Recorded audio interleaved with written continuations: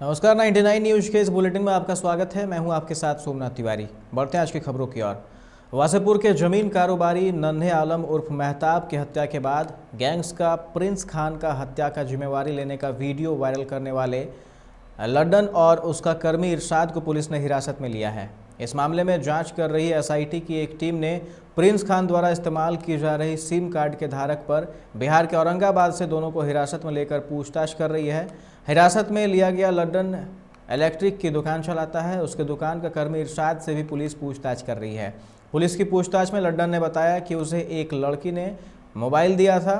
Police उस लड़की की तलाश कर रही है। लड़की कौन है, कहाँ रहती है, पुलिस जानकारी जुटा रही है।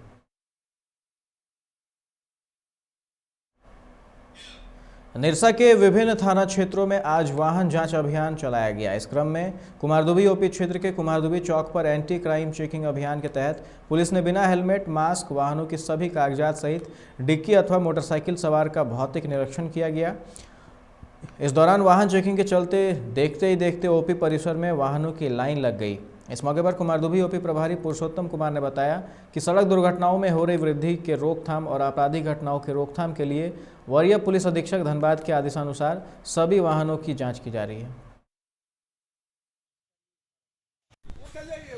बड़े पदाधिकारी के आदेश के आलोक बड़े पदाधिकारी के आदेश के आलोक में हेमलेट चेकिंग एवं कागजात का चेकिंग किया जा रहा है। सर, आज कितना गाड़ी जब्त किया जाएगा? जब्त 20 गाड़ी का टारगेट है। अच्छा। मऊदा के रेलवे मैदान में open Jharkhand body building championship 2021 का आयोजन किया गया, जिसमें मुख्य अतिथि टुंडी विधायक मथुरा प्रसाद महतो ने चैंपियनशिप का उद्घाटन किया। इस बॉडी बिल्डिंग में झारखंड के 15 जिला के बॉडी बिल्डर पहुंचे, जिसमें कई कैटेगरी में बॉडी बिल्डिंग का प्रदर्शन किया। चैंपियनशिप में पहुंचे प्रतिभागियों ने अपने कर्तव्य से लोगों को आश्चर्यचकित कर दिया। झारखंड बॉडी बिल्डिंग एसोसिएशन के सेक्रेटरी मनीष कुमार ने बताया कि आज के युवा बॉडी बिल्डिंग पर बहुत ज़्यादा रुचि ले रहे हैं। यह एक अच्छी बात है। झारखंड सरकार को इस और ध्यान देना चाहिए। इसको भी अन्य खेलों की तरह सहयोग मिलना चाहिए।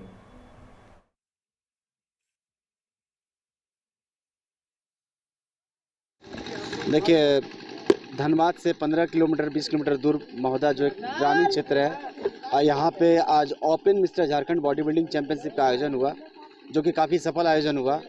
यहाँ पे लगभग सभी जिलों से प्रतिभागी आए हुए थे और काफ़ी अच्छा मतलब स्पोर्ट्समैन स्पिरिट के साथ एक गेम सफल हुआ।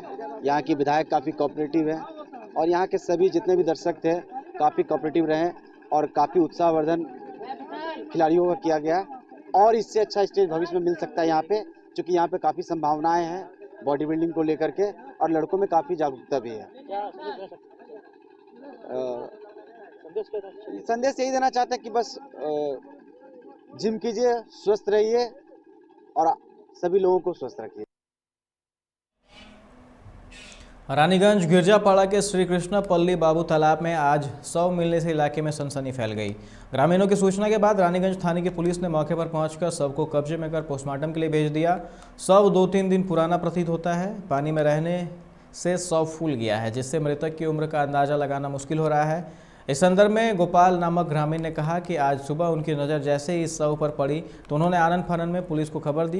पुलिस के आने के बाद उन्होंने शव को निकाला। पुलिस मृतक की पहचान कराने और इसकी मौत की गुत्थी सुलझाने में जुटी है। লাশ ভাসছে এসব পথে দেখলাম যে ভাসছে, তো আমি এসব পথে অফিসারকে বলে পথে উঠালাম। এই লাশ পাশে আমি উঠাই, এই কাজ আমার। কোন জায়গা লাগাইছিল? এইটা বাউরপুর। কবে দেখলে এটা? এইটা সকালে দেখলাম, সকালবেলা এলো, অনেক লোক ভিড় ছিল। কি লাগছে লাশটা কোথাকার? লাশটা কেউ চিনতে পারে না আর লাশটা কেউ বলতেও পারছে না। কবে দেখলে এটা? এখনো আজকে দেখলাম সকালে। প্রায় কটার সময়? এই তো মোটামুটি 1 ঘন্টা হলো উঠাবার। এই তো উঠাই।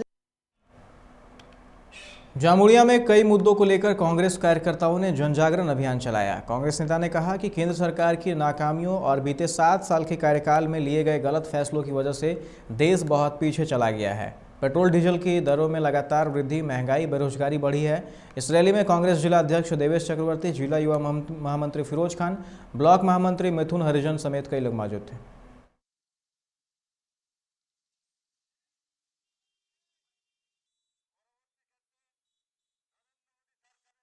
করে বৃহত্তর আন্দোলন সেটাও দেখছেন এই 10 বছরে তৃণমূল যে অভিনয় করে চালাচ্ছে আমরা এই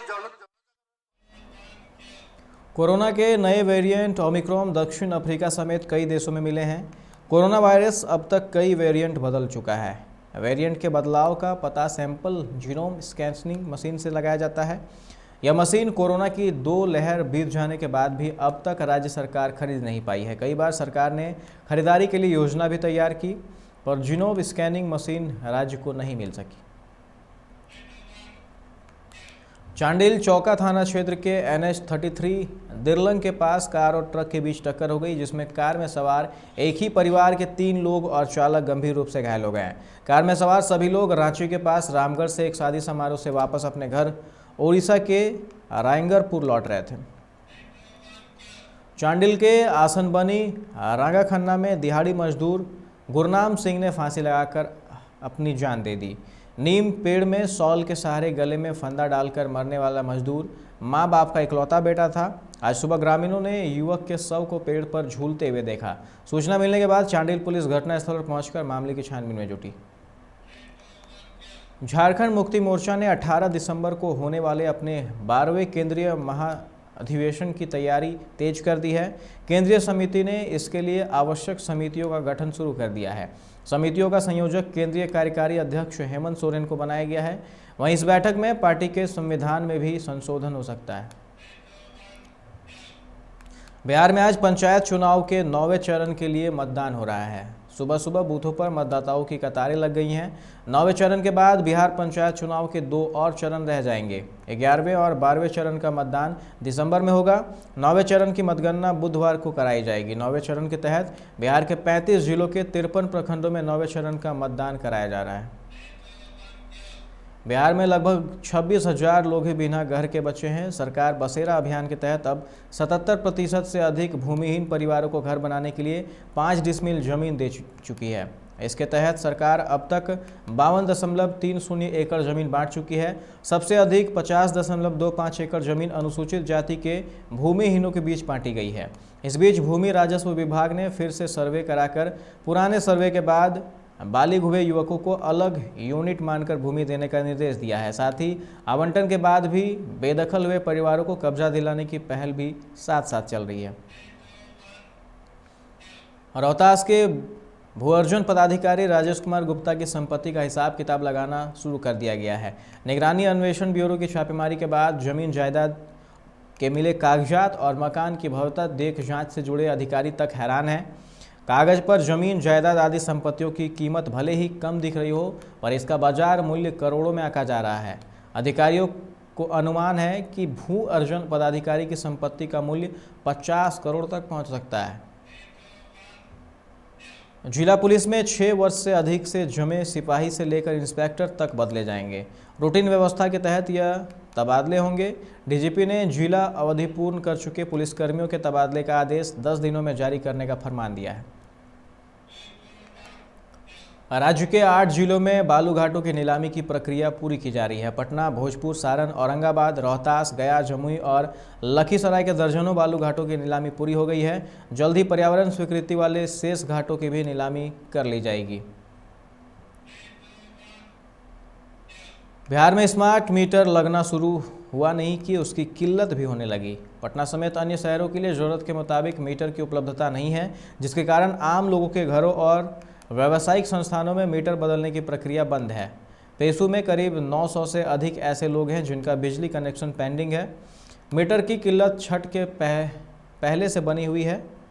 शहरी क्षेत्र में नियमानुसार बगैर मीटर के कनेक्शन देने का कोई प्रावधान नहीं है। संसद का शीतकालीन सत्र आज से शुरू हो गया है। विपक्ष के जोरदार हंगामे की वजह से लोकसभा के बाद राज्यसभा की कार्रवाई को भी स्थगित करना पड़ा है। लोकसभा को दोपहर 12 बजे और राज्यसभा को दोपहर 12:19 तक के लिए स्थगित कर दिया गया है। विपक्ष ने सरकार को किसान, महंगाई और तेल की कीमतों के मुद्दे पर घेरने की रणनीति बनाई है।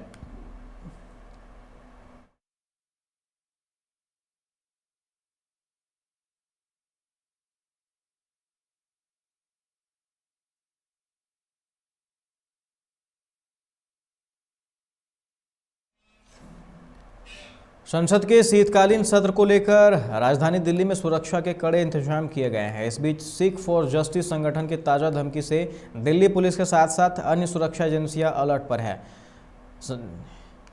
जानकारी के अनुसार संगठन सिख फॉर जस्टिस ने किसानों से संसद का घेराव करने और खालिस्तानी झंडा फहराने की अपील की है। इतना ही नहीं, ऐसा करने के लिए एक ऑनलाइन वीडियो भी जारी किया है। इसके बाद खुफिया एजेंसियों ने अलर्ट जारी किया है। दिल्ली पुलिस और अन्य एजेंसियों ने खुफिया एजेंसियों द्वारा सतर्क रहने के लिए कहा है।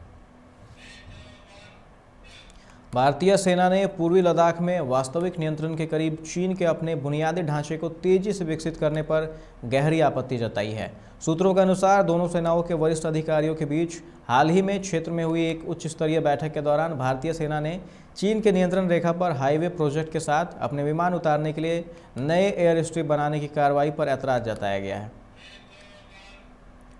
प्रयागराज में भीषण सड़क हादसे में 5 लोगों की मौत की सूचना है। इसमें 4 लोग एक ही परिवार के बताए जा रहे हैं। हादसा नवाबगंज थाना क्षेत्र के सिंगवेरपुर स्थित राष्ट्रीय राजमार्ग के समीप हुआ। बताया जा रहा है कि बारात में शामिल होकर एक ही बाइक पर 5 लोग सवार होकर वापस घर लौट रहे थे, तभी सामने से आ रही ट्रक ने सभी को कुचल दिया। मृतकों में नवाबगंज के बुदौना गांव निवासी रामशरण, उनके बेटे लल्लूपाल लाल एवं नाती अर्जुन साहब शामिल हैं।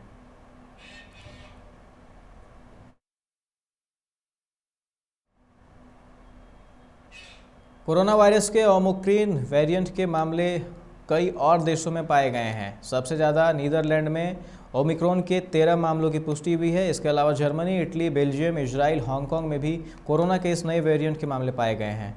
ओमिक्रॉन में डेल्टा वेरिएंट के मुकाबले दोगुना तेज़ी से म्यूटेशन हो रहा है। ओमिक्रॉन के बढ़ते दायरे के बीच दक्षिण अफ्रीकी देशों के खिलाफ यात्रा प्रतिबंध लगाने वाले देशों की संख्या भी बढ़ती जा रही है।